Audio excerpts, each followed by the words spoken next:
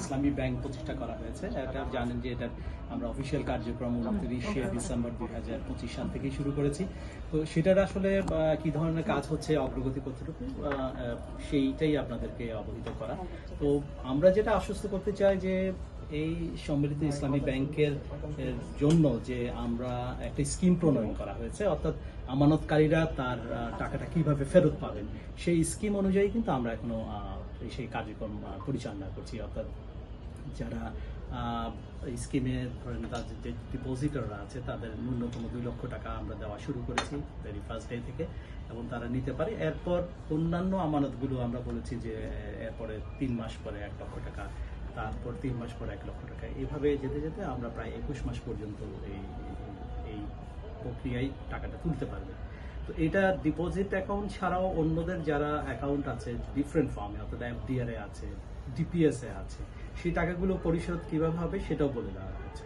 সেটাতে যখন ম্যাচিউর হবে, তো ম্যাচিউর হওয়ার পরে সেটার থেকে প্রাথমিকভাবে 2 লক্ষ টাকা তুলতে পারবে, এবং যে টাকাটা থাকবে সেটা যদি আপনার 3 মাস ব্যাপী কোনো আমানত হয় তাহলে সেটা 3 বার রিনিউয়াল হবে, এবং প্রতিবার রিনিউয়ালের সময় কিন্তু মুনাফাটা তুলে ফেলতে পারবে। অর্থাৎ প্রিন্সিপালটাই এটা আসলে এটা আবারও মূলধনে পরিণত হয়ে এফডিআর হয়ে যাবে। এরকম 6 মাসেরটা 2 বার এবং 1 বছরেরটা 2 বছর হয়ে যাবে, একবার হবে। তো সেই প্রক্রিয়ায় ওনারা এই টাকাটা তুলতে পারবেন, এবং আমরা সেই প্রক্রিয়ায় টাকা দিচ্ছি। যদি এক্ষেত্রে কোনো বাধার বিষয় থাকে, যদি তুলতে না পারে, সেই বিষয়টা বাংলাদেশ ব্যাংকে অবহিত করতে পারে ব্যাংকের মাধ্যমে অথবা সরাসরি।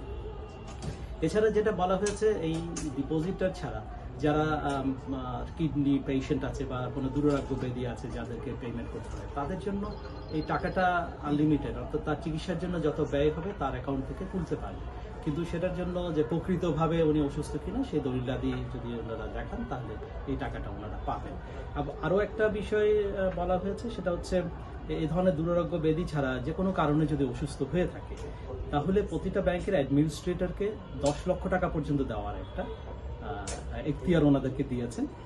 অথবা অসুস্থ হলে ওনারা যদি ওনাদের সেই তথ্যগুলো ওনারা দেন তাহলে অ্যাডমিনিস্ট্রেটর ওনাদের 10 লক্ষ টাকা পর্যন্ত ওনারা দিতে পারবেন এখতিয়ার। যদি এর বাইরেও দরকার হয়ে থাকে, তার চেয়ে অতিরিক্ত অর্থ যদি দরকার হয়ে থাকে ওনার অ্যাকাউন্টে, তাহলে বাংলাদেশ ব্যাংকে যদি ওনারা আবেদন করেন ব্যাংকের মাধ্যমে, অর্থাৎ তার যে সংশ্লিষ্ট ব্রাঞ্চ আছে সেই ব্রাঞ্চের মাধ্যমে যদি আবেদন করে তাহলে বাংলাদেশ ব্যাংক সেই টাকাটা ছাড় করার ব্যবস্থা করবে।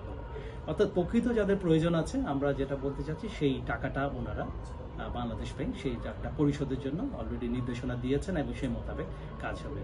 যদি কারো কোনো এক্ষেত্রে মানে বাধাগ্রস্ত হয় বা না পেয়ে থাকেন তাহলে তারা বাংলাদেশ ব্যাংকে যোগাযোগ করতে পারে। এটা আসলে সরকারের অগ্রাধিকার, সরকার প্রায়োরিটি বেসিসে এটা করছে। এটা ডিপোজিটের পার্ট থেকে, অর্থাৎ আমানতকারীর স্বার্থের কথা বিবেচনা করে সর্বোচ্চ প্রাধিকার দিয়ে এই কাজগুলো সরকার এগিয়ে নেওয়ার জন্য নির্দেশনা দিয়েছে। আমরা বাংলাদেশ ব্যাংক সেই হিসেবে আমরা কাজ করছি, এবং অ্যাডমিনিস্ট্রেটরদেরকেও সেই বিবেচনা দেওয়া হয়েছে। এখন সম্মিলিত ইসলামী ব্যাংকের কার্যক্রমের জন্য যে প্রসেসগুলো আছে সেগুলো আসলে একটা প্রক্রিয়ার ব্যাপার। আপনারা জানেন যে এমডি নিয়োগের বিষয়টা একটা প্রক্রিয়ার ব্যাপার আছে, অর্থাৎ এমডি নিয়োগের জন্য নতুন করে বিজ্ঞাপন দেওয়া হয়েছে, অ্যাপ্লিকেশনে সংগ্রহ হয়েছে, সেগুলো প্রসেসিং চলছে। এটা প্রসেসিং যখন সরকারের হ্যান্ডে হয়ে যাবে তখন বাংলাদেশ ব্যাংকে প্রেরণ করলে আমরা খুব দ্রুততম সময়ের মধ্যে সেই অনুমোদনটা দিয়ে দেবো। একইভাবে চেয়ারম্যান নিয়োগের প্রক্রিয়াও চলমান রয়েছে, এবং আমরা আশা রাখি খুব এই যে প্রক্রিয়াটা খুব দ্রুততম সময়ের মধ্যে হয়তো এটা আমরা সম্পন্ন করতে পারবো। তারপরে এই ব্যাংকগুলো মার্জিং করার পর যে জিনিসগুলো যেটা আছে সেটা হচ্ছে, এই মার্জার যেহেতু প্রক্রিয়া, এখানে একটা এইচআর এর একটা ইন্টিগ্রেশনের দরকার হয়, ব্রাঞ্চ লেভেলের ইন্টিগ্রেশনের দরকার হয়, আইটি ইন্টিগ্রেশন, এগুলো অলরেডি কাজ শুরু করেছি। এবং এই ব্যাংকটা যাতে সম্মিলিত ইসলামী ব্যাংক যাতে প্রফিটেবল হয়, অর্থাৎ এইটার এফিসিয়েন্সি যাতে বাড়ে, সেই জন্য এই 5টা ব্যাংক যেহেতু সম্মিলিত হয়েছে, অর্থাৎ একটা জায়গায় যদি 5টা ব্রাঞ্চ থাকে, এই 5টা ব্রাঞ্চের পরিবর্তে সেগুলোকে আমরা মার্জ করে একটা ব্রাঞ্চে রূপান্তর করবো, সেই প্রক্রিয়া অলরেডি শুরু করেছে। আর ব্যাংকের হেড অফিস হিসেবে আমরা দেখেছি যে 5টা হেড অফিসের দরকার নেই, অর্থাৎ এই 5টা ব্যাংকের মধ্যে যে সমস্ত ব্যাংকের হেড অফিসগুলো ভাড়ায় পরিচালিত হচ্ছে সেগুলো আস্তে আস্তে আমরা ছেড়ে দিচ্ছি, একেবারে নিজের মালিকানা ছাড়া, সেই প্রক্রিয়াও শুরু হয়েছে। আইটি সেক্টরের এটার ইন্টিগ্রেশনের জন্য, যেহেতু 5টা ব্যাংক 5টা কোর ব্যাংকিং সফটওয়্যার ব্যবহার করে, সেগুলো কিভাবে আমরা ইন্টিগ্রেট করে একটার মধ্যে আনতে পারি সেই নিয়ে এটা স্পেশালিস্টরা কাজ করছে।